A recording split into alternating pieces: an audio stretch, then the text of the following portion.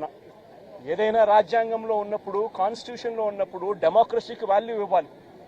ప్రజాస్వామ్యంలో ఇటువైపున స్టేట్మెంట్లు అటువైపున స్టేట్మెంట్లు ఇచ్చుకోవచ్చు, కానీ స్టేట్మెంట్లు నచ్చకపోతే మనుషులను చంపేసే కార్యక్రమం దాకా ఇళ్లకు మనుషులను పంపించి చంపేసే కార్యక్రమం చేయడం అన్నది అతి హేయమైన రాజకీయం అని చంద్రబాబు నాయుడు గారికి గట్టిగా నిలదీస్తూ చెప్తా ఉన్నా.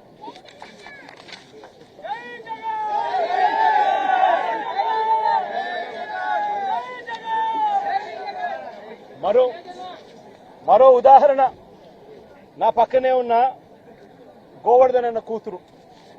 నేను అడుగుతా ఉన్నా, గోవర్ధన్ అన్న జైల్లో పెట్టినప్పుడు వీళ్ళింట్లో బాధ ఉండదా అని అడుగుతా ఉన్నా. వీళ్ళందరూ పిల్లలు కాదా అని అడుగుతా ఉన్నా. వీళ్ళందరికీ బాధ కలగదా అని అడుగుతా ఉన్నా. ఏం తప్పు చేశాడని చెప్పి గోవర్ధన్ అన్నను జైల్లో పెట్టారని అడుగుతా ఉన్నా. ఏకంగా 14 కేసులు, గోవర్ధన్ అన్న మీద పెట్టిన కేసులు ఏకంగా 14 కేసులు. ఒక కేసు అయిపోతూనే ఆ కేసు అయిపోయిన వెంటనే మరో కేసు పెడతా ఉన్నారు.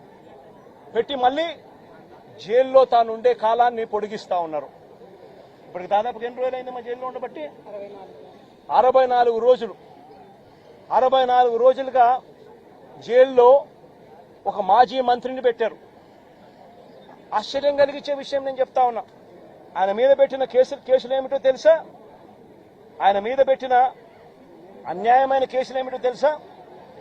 గోవర్ధన్ అన్న పార్టీ సెంట్రల్ ఆఫీసులో ప్రెస్ మీట్ పెట్టి సాక్షిలో పబ్లిష్ అయిన తన ప్రెస్ మీట్ క్లిప్పింగ్ ను వాట్సాప్ గ్రూపుల్లో ఫార్వర్డ్ చేశారంట. అదొక కేసు అయ్యా, అదొక కేసు. మనిషిని అరెస్టు. ఒక రాజకీయ నాయకుడు ఒక ప్రెస్ మీట్ పెడితే ఆ ప్రెస్ మీట్ లో వచ్చిన దాన్ని మీడియా పబ్లిష్ చేస్తే ఆ పబ్లిష్ చేసిన ఐటమ్ను వాట్సాప్ గ్రూపుల్లో ఈయన ఫార్వర్డ్ చేస్తే ఆయనకు సంబంధించిన మనుషులకు అది కేసు.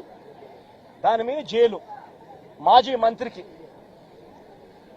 మరో కేసు.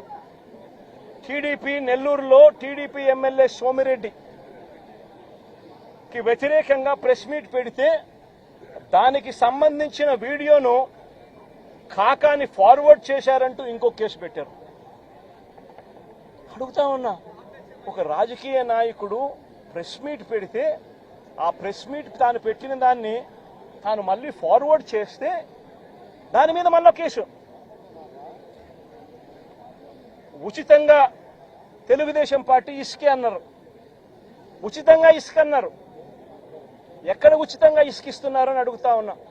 వైఎస్ఆర్ కాంగ్రెస్ పార్టీ హయాంలో రాష్ట్ర ఖజానాకు సంవత్సరానికి 750 కోట్ల ఆదాయం వచ్చేది. ఈ రోజు రాష్ట్ర ఖజానాకు ₹1 రావడం లేదు ఆదాయం. రేటు చూస్తే ఇసుక గత ప్రభుత్వంలో మా ప్రభుత్వ హయాంలో కన్నా డబుల్ రేటుకి అమ్ముతా ఉన్నారు ఇసుకను. గుచ్చెలు విడిగా దోచేస్తా ఉన్నారు రాష్ట్రాన్ని. అలాంటి సందర్భంలో ఇసుక ఉచితంగా దొరకడం లేదని, మీరు చెప్పింది ఇసుక ఉచితంగా ఇస్తామని చెప్పారు, ఆ ఇసుక ఉచితంగా దొరకడం లేదని భవన నిర్మాణ కార్మికులు నిరసన తెలిపితే ఆ గతంలో పోలిస్తే రేటు డబల్ అయ్యింది అని చెప్పి వాళ్ళంతా కూడా నిరసన తెలుపుతా ఉంటే దానికి గోవర్ధన్ అన్న సంఘీభావం తెలిపాడు అని చెప్పి ఆ తెలిపిన దానికి మరో కేసు. ప్రజాస్వామ్యం ఎలా ఉందో చూడమని చెప్పి నేను అడుగుతా ఉన్నా. మీ ద్వారా రాష్ట్ర ప్రజలందరికీ కూడా విజ్ఞప్తి చేస్తా ఉన్నా. ప్రజాస్వామ్యం ఎంత దారుణంగా ఉంది అని చెప్పడానికి జరుగుతా ఉన్న ఈ ఘటనలు ఎలా అద్దం పడతా ఉన్నాయో గమనించమని అడుగుతా ఉన్నా. మరో కేసు వెంకటాచలం మాజీ జెడ్పీటీసీ శేషయ్యన్న మీద అక్రమంగా కేసు పెట్టి జైలుకు పంపితే దీన్ని నిరసిస్తూ గోవర్ధన్ అన్న మాట్లాడితే పోలీసులకు వ్యతిరేకంగా మాట్లాడారు అని చెప్పి దాని మీద కేసు పెట్టారు. నేను అడుగుతా ఉన్నా, నువ్వు ఏకంగా ఒక జెడ్పీటీసీని తీసుకొని పోయి అక్రమ కేసు నువ్వు పెడితే, నువ్వు అక్రమ కేసు పెట్టినావు అని చెప్పి ఆధారాలతో మాట్లాడిన ఆ వ్యక్తి మీద పోలీసులకు వ్యతిరేకంగా మాట్లాడారని చెప్పి కేసులు పెట్టడం ఎంతటి దారుణమో ఆలోచన చేయమని చెప్పి నేను కోరుతా ఉన్నా. కావలి నియోజకవర్గం ఇంకొక కేసు. కావలి నియోజకవర్గంలో కొల్లదిన్నెలో మా పార్టీ కార్యకర్తలపై మా పార్టీ కార్యకర్తలపై తెలుగుదేశం పార్టీ వాళ్ళు దాడులు చేస్తే బాధితులను పరామర్శించి పోలీసులు పక్షపాత వైఖరిని తాను ఎండగడితే దాని మీద కూడా మళ్ళా కేసు పెట్టారు. అంటే ఒక రాజకీయ పార్టీకి సంబంధించిన తన మనుషుల మీద అన్యాయంగా తెలుగుదేశం పార్టీ వాళ్ళు దాడులు చేసినా, బాధితులను వీళ్ళు పరామర్శించినా, మా వాళ్ళు పోలీసుల పక్షపాత వైఖరిని వీళ్ళు ఎత్తి చూపించినా దాని మీద కూడా కేసు పెట్టే కార్యక్రమం